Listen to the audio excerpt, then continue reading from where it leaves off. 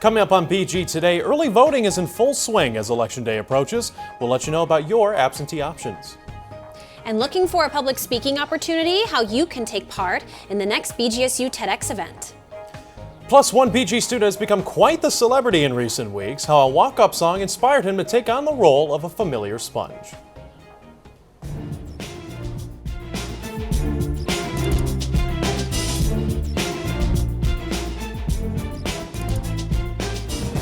Live from the campus of Bowling Green State University.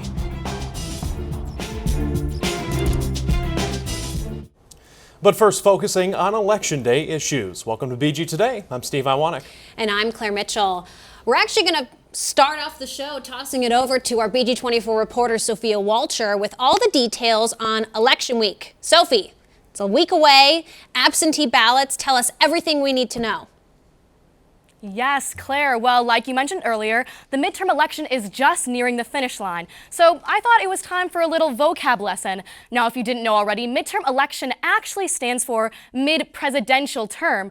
But just because they're not on this year's ticket doesn't make this election any less important. In fact, there are two state issues that voters should keep their eye on. Students and staff are heading to the polls. But those doing their civic duty could get lost in translation in the voting booth. That's why I sat down with Hannah Boyle, one of the leaders of BGSU Votes, the on-campus voting initiative and organization. She explains why it's helpful to know ballot issues beforehand. I know when I went to vote, I only had like 20 minutes, so reading a big long paragraph was not, necessarily feasible, so I looked beforehand and already knew which way I was going to vote on the issue. So for those planning to vote, Boyle explains both of the state's issues on this year's ticket. Issue 1 focuses on how we set bail in Ohio. Currently, bail is gone through a process and a procedures set by the Ohio Supreme Court, and this would seek to have it be more by the Ohio General Assembly and also consider things like public safety while they're setting the amount. Issue 2 tackles non-citizens' voting rights. Right now, Ohio non-citizens can vote in local elections because they pay taxes, but new legislation would seek to tighten eligibility. Only a citizen of the U.S., at least 18 years of age or older, who has been a legal citizen and registered voter for at least 30 days in the state that they want to vote in, could vote in those state elections and local elections. And essentially, that means that anybody who does not fit into that category who can vote in state elections cannot vote on local elections that would affect those like tax things, like tax levies and different local things that you would vote on. Now, when it comes to the language of the ballot itself, the options listed are yes or no, which you want to read that more as for or against. So if you vote yes, then you agree with what the ballot is proposing. Now, if you think that things should stay the way that they are or are in favor of an alternative proposal, that would mean voting no. Reporting live for BG24, Sophia Walcher. Bringing it back to you, Claire. Thank you so much, Sophia. Now, it's interesting, Steve, so we're here talking about Election Day, we're here talking about absentee ballots. I actually had no idea until just recently that you could vote for your home county right here in Bowling Green. But then you learned about the absentee voting options, right? I did, and for those of you who haven't yet, there is still time to use one. And here's how. We've compiled a little instruction list for you to request an absentee ballot. You're going to go to the website provided here and check where it says request an absentee ballot. Now, BG24 has added the necessary information for requesting a ballot, but it is also important to note these dates as we're still less than a week away. Your application for a ballot must be received by noon on Saturday, November 5th, and it must be postmarked by November 7th. If you're planning on returning the ballot in person, you can do that up until 7:30 p.m. on Election Day, which is November 8th. And just a reminder, if you aren't using an absentee ballot, early voting is still going on until November 7th and in-person voting until November 8th. In Wood County, you can vote in person at the Wood County Board of Elections, which is the courthouse on Prospect Street. If you are a proud public speaker, a passionate Falcon, or just love to hear yourself talk, you might want to mark your calendars for this upcoming opportunity. The C. Raymond Marvin Center for Student Leadership and Civic Engagement is hosting a Tedx BGSU event and is searching for voices. Speaker applications are due December 2nd. The only requirement is the speech must be under 12 minutes. And no, you don't need any prior experience, so take a chance and apply. For further information, visit bgsu.edu/TEDxBGSU. The BGSU Institute for the Study of Culture and Society is hosting guest speakers all throughout the month of November. Tomorrow kicks off the month with Dr. John Dowd speaking on artificial intelligence in everyday life. His free presentation starts at 7 p.m. at Way Public Library in Perrysburg. For more information and future speakers, you can find all that information on the Institute's website. According to the Children's Cancer Research Fund, only 4% of all cancer research goes towards pediatric cancer. Because of that, causes like the Little Eric's Foundation are raising money to help families in need. Over the weekend, I went out to Perrysburg to see how a Halloween 5K is helping out. Community, costumes, and charity. All of these were on display at the Little Eric's Spooky 5K at Woodlands Park in Perrysburg on Sunday. The Little Eric's Foundation is in honor of Eric Spicer, a 14-year-old from Pittston, Pennsylvania, who died of pediatric brain cancer in December of 2013.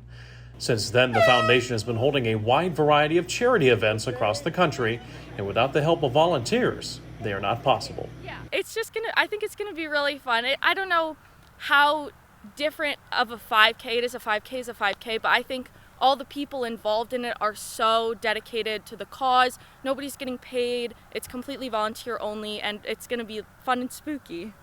Since its creation, the foundation has raised over $300,000 and has helped over 20 families, which warms the hearts of those who knew Eric. Little Eric is my cousin's son, so they started the chapter over there. We lost Eric in 2013, and that's when it started, and we thought, well, we can get it going over here too and help more. This isn't just for getting out and doing a little something for yourself, it's about helping other people too. It's a double bonus. Steve Iwanek, BG24. If you are interested in donating to the foundation, visit the link on the screen below. All right, now I can't believe I'm saying this, but we have entered November. It is the second day of November, but you wouldn't know it by looking outside because it looks like the middle of summer. Aaron, what are we expecting heading into this weekend? More sunshine or maybe some snow? A lot of sunshine and a lot of warmth. I'm a little warm walking in a suit today. Starting off with today's weather, we have a nice football game today here on this Wednesday. Today we have a perfect day for Falcon football as they take on Kent State. Kickoff looks to be about 60 degrees with only a slight 66 mile per hour wind with a high of 66 today. I see no rain chances during the game. Tomorrow we will see temperatures go up a little bit as the high begins to creep up to 70 degrees and a warmer low of 53. Friday and Saturday will continue the warming trend with highs of 73 and 75. The lack of rain chances has been a growing theme for most of the state of Ohio. As you can see, most of the Toledo area, metro area is in a moderate drought. All of the Cincinnati and Dayton metro areas are also currently stuck in a moderate drought. For the Columbus area, they are currently abnormally dry. However, at this rate, I would not be surprised to see them get bumped up to a moderate drought level. Only the metro area in Ohio is Cleveland. They are not currently in a drought. I'm hoping that we could see these drought conditions alleviate some this month. So Claire, did you do anything fun over this Halloween? Well, you know, it was a busy weekend, per usual. Had my fair share of candy, which honestly isn't that different from my normal schedule. So it was a good weekend. Gotta be honest though, looking forward to Halloween leaving because, and this may be controversial, it's Christmas time. Thank you so much, Aaron. Today is the last day of Dia de los Muertos, also known as Day of the Dead. It's a Mexican holiday where families welcome back the souls of deceased loved ones for a celebratory reunion. And today until 7 p.m., you can join in too. The Office of Multicultural Affairs will have an ofrenda, also known as offering or an altar, available on the 4th floor of the Union. Those who attend may bring a photo of a loved one and or write a note to honor their legacy. Well, coming up after the break, women's soccer is 2 games away from 5 straight MAC titles. And we have an interview with our favorite underwater friend. All this and more when we come back. Falcon Media allows anybody, regardless of their major, to kind of share their interests in a forum where they can be as professional or as relaxed as they want and really just make connections. So for the radio, I was able to have my own radio show and talk about things that I want to talk about, and then I could also report and learn more about what's happening in the community with BG24. So it's kind of like a perfect mix of how can I use what I'm passionate about to serve the people around me. But people who had similar goals and people I could learn from and feed off of and kind of expand, grow my tool belt, if you will, kind of learn from people who are going to school for the exact same thing I was. Thought media is great. It allows people of all groups come together and make content.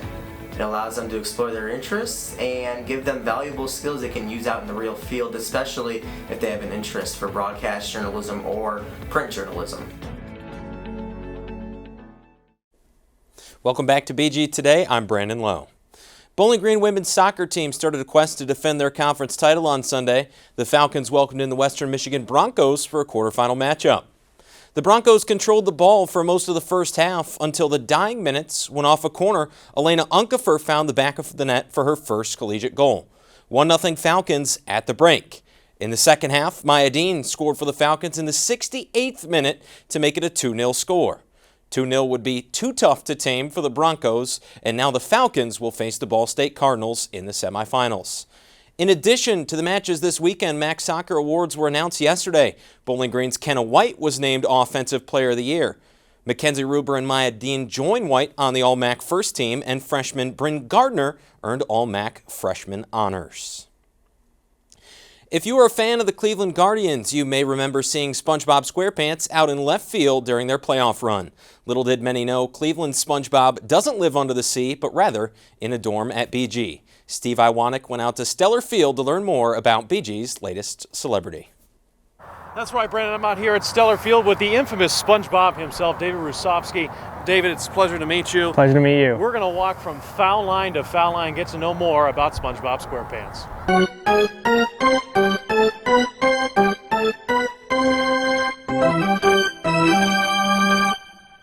So you were pretty much a undiscovered celebrity in Cleveland during that Guardian run. What was it like for you to get all that attention out of nowhere? It was pretty surreal, honestly. I really haven't gotten that much attention, at least to that extent. So to be on national television twice in a matter of days was pretty crazy, I'd say. I was not expecting to get that much attention from that, honestly. Where was the inspiration to become SpongeBob? I know Oscar Gonzalez had the walk-up thing, but where'd you find that costume at? It was just kind of sitting in my basement, and then I saw that he was going up with that walk-up song, and then I kind of put two and two together and realized that I could do this kind of stupid thing and start wearing it to games, and it paid off. Now, obviously, I think you were discovered famously for Game 2 after Oscar hit that walk-off home run, and the camera pans immediately to you, and you're in that outfit, and you're going crazy with the fans in left field. What was it like when you came back home or you looked on your phone and you saw that you were actually on TV? So, yeah, I obviously wasn't on my phone when the home run happened. The internet at Progressive Field isn't the greatest, I'd say, and so I didn't know about it. And then 5 minutes after I walked out of the stadium, my phone just goes berserk. I check, and then half of everyone I knew were texting me, sending me messages, and they were saying, "Oh my gosh, you're on TV, you're on SportsCenter, you're on ESPN." It was pretty crazy. Yeah, and then my phone my phone was at 20% when I left the stadium, and it almost died because of how many notifications I was getting on the way home. What a neat individual. And to watch the entire story, visit BG24's YouTube page or follow Steve at Iwanek_Steven on Twitter. That'll do it for us here in sports this week. Steve, back to you. Well, thank you for the shout out to my Twitter as well, Brandon. Appreciate you all with sports. As we head into the first weekend of November, here are some events you can look out for. If you're looking to show off that American Idol voice or be the next Jerry Seinfeld, the Music Industry Club is hosting an open mic night at the Union's multi-purpose room tonight from 8 to 10. Along with the mic night, attendees can paint records, but make sure to bring a couple of dollars. Sign-ups will be at the door shortly before 8 p.m. The BGSU Theater Department is showing This Is Not a Pipe Dream tomorrow night at 7 p.m., followed by a matinee performance on Sunday at 2 p.m. The play is a family-friendly production based on the early life of artist Rene Magritte as he discovers his passion for painting and later achieves his dream. Tickets are $5 for adults, while students and those 18 and younger will be admitted for free. To purchase tickets in advance, visit bgsu.edu/thearts/tickets. And hey, lovebirds, want to have a picnic in the park? Pop-up picnics in the park for a couple's date night are happening tomorrow from 10 a.m. to 5 p.m. at the Winter Garden Park in BG. The event consists of 5 love languages, digital date night box, which includes quality time during dinner, acts of service, which is sending your lover e-coupons, and making digital love jars. The address can be found on the graphic on the screen below. Well, thank you so much for watching BG Today. Follow us for the latest news on Twitter at BG24TV or find us on the web at bgfalconmedia.com. And we'll be back next Wednesday with updates from around Bowling Green and Wood County. Have a good afternoon.